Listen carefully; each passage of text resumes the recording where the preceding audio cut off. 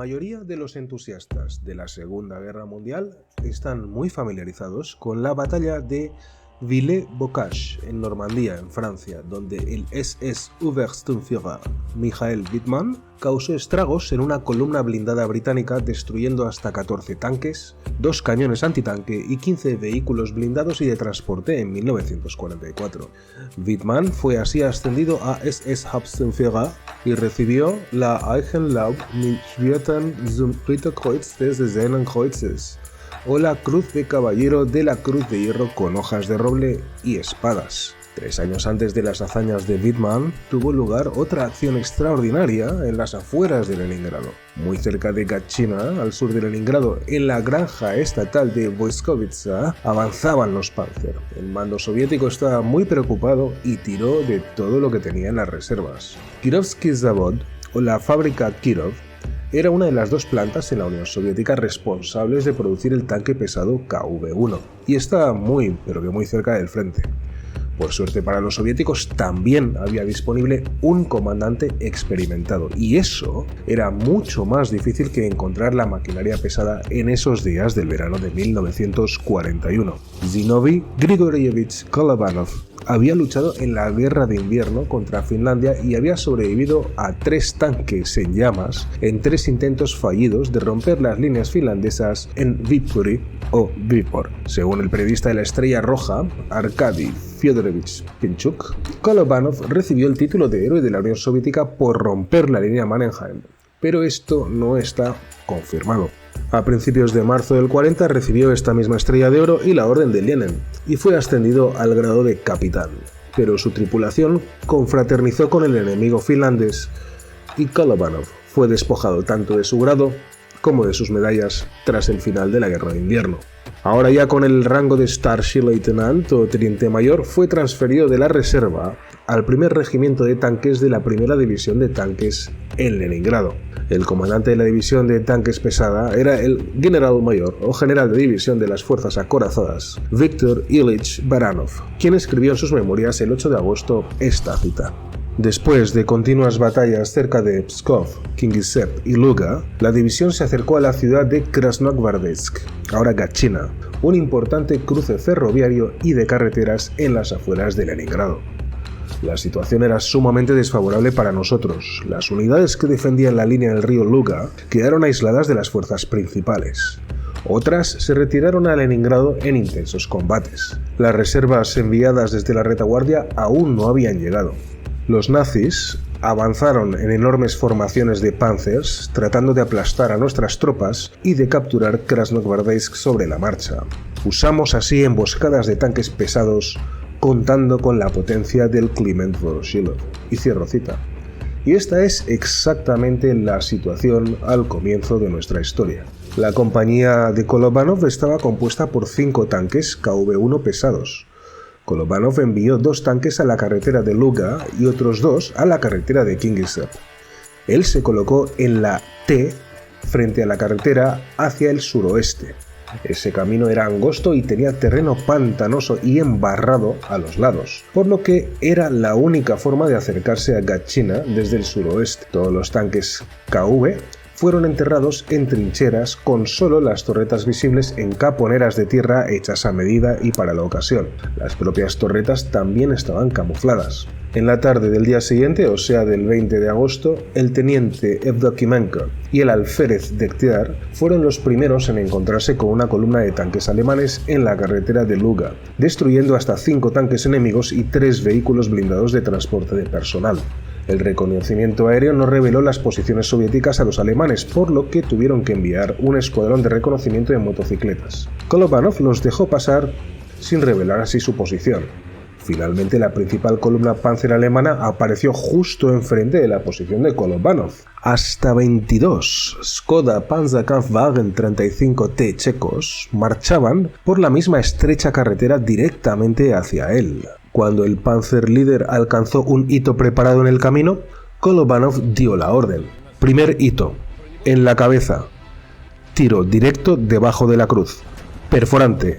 Fuego. ¡Achtung! El artillero también era un veterano tanto de Finlandia como de Polonia e instructor de artillería y obedeció las órdenes. Pronto los 3 primeros tanques de la columna fueron eliminados y el fuego se desplazó al último tanque de la columna para así bloquear el movimiento de todos los tanques en el medio. Los alemanes aún no sabían de dónde procedía el fuego, ni cuántos tanques, cañones antitanque o tropas enemigas les disparaban. No sabían que era solo un tanque pesado KV-1. Los Panzerkampfwagen 35Ts intentaron salir del camino.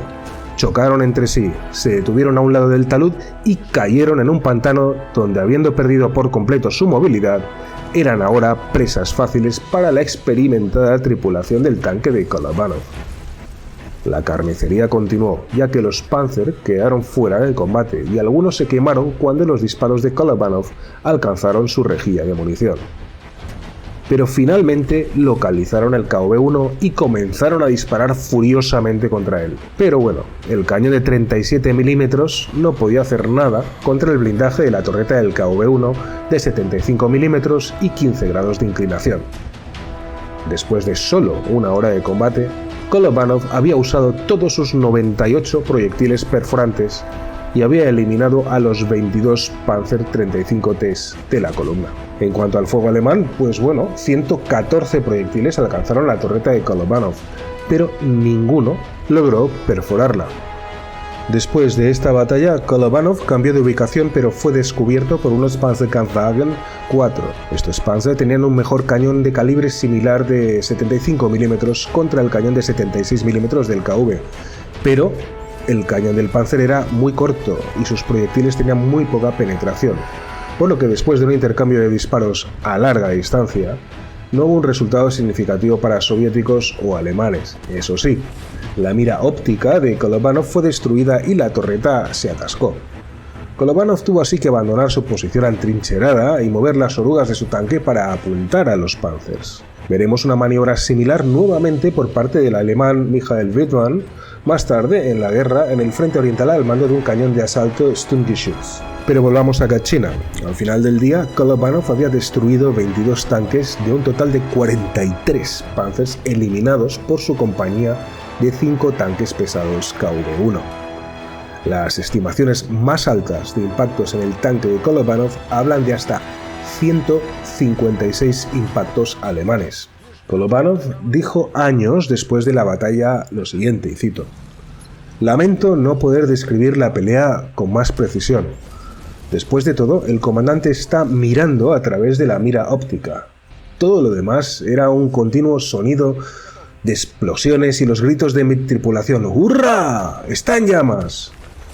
Perdí el sentido del tiempo por completo. ¿Cuánto duró la pelea? No tengo ni idea". Y cierro cita. Josef Borisovich Spiller, llamado por los alemanes el bandido Spiller, otro comandante de tanque que participó en esta batalla, dijo, y cito: "Cuando informé al cuartel general de la división sobre la derrota de la columna de tanques fascista, al principio no lo creyeron. El comandante de la división de tanques, Baranov, me ordenó repetir el mensaje y después de la batalla ir personalmente al cuartel general con un informe por escrito". Y cierro cita. Por extraño que parezca, los alemanes no tienen ningún informe sobre esta batalla. Fuentes soviéticas afirman que fue una batalla tan vergonzosa que fue o bien borrada o bien ignorada.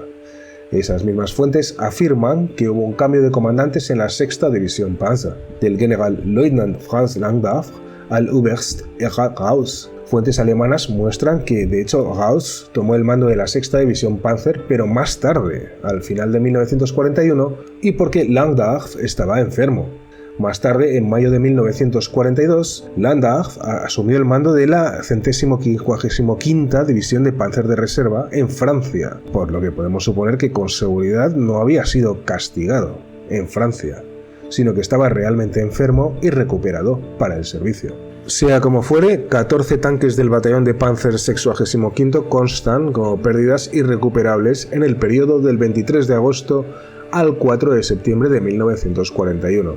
Así que mi conclusión personal es que aunque Kolobánov logró una gran victoria, los efectos reales no fueron nada significativos. El Panzerkampfwagen 35T era un buen tanque ligero, pero estaba muy obsoleto en 1941, tan obsoleto como los soviéticos BT-5 y BT-7, y además muchos de los Panzers fueron reparados, como muestran los informes originales alemanes, y fueron reparados porque los alemanes ganaron la batalla al final del día. El 20 de agosto, Gatchina cayó entre los alemanes a pesar de la increíble victoria de Kolobánov. Una combinación de falta de coordinación y de comunicación y de pura negligencia hizo inútil esta victoria y la ciudad cayó ante los panzers. Con los tanques alemanes combatiendo en las afueras de Gatchina, las autoridades locales intentaron comunicarse y pedir órdenes a la región militar de Leningrado, pero los cables de la centralita de comunicaciones habían sido cortados por el nerviosismo y la negligencia. Y el jefe del departamento del distrito de la NKVD decidió evacuar la ciudad, dejando Gatchina en manos alemanas. Una semana más tarde, el jefe de la NKVD fue sentenciado a muerte y todos los jefes locales del partido fueron condenados a largas penas de prisión. En cuanto a Kolobánov, pasó a luchar y defender las afueras de Leningrado, pero resultó gravemente herido en la retirada de la ciudad de Pushkin en septiembre de 1941. Kolobánov se recuperó de sus heridas en 1945 y continuó una exitosa carrera militar hasta su muerte en 1994 en Minsk, Bielorrusia. Personalmente saco algunos puntos importantes de esta historia. El primero es que la experiencia es extremadamente importante, por supuesto. El segundo es que el conocimiento del terreno y la preparación siempre dan una enorme ventaja. El tercero es que el equipo superior a veces compensa los números, pero no siempre. Y por último y cuarto, las acciones individuales y heroicas son grandiosas y nos gustan a todos. Pero si el liderazgo es inepto, ninguna cantidad de heroísmo puede compensar la negligencia y la incompetencia. Espero que os haya gustado el episodio. Comentad, compartid y suscribíos, ya que es vital para la continuidad del canal. Muchas gracias como siempre por estar ahí.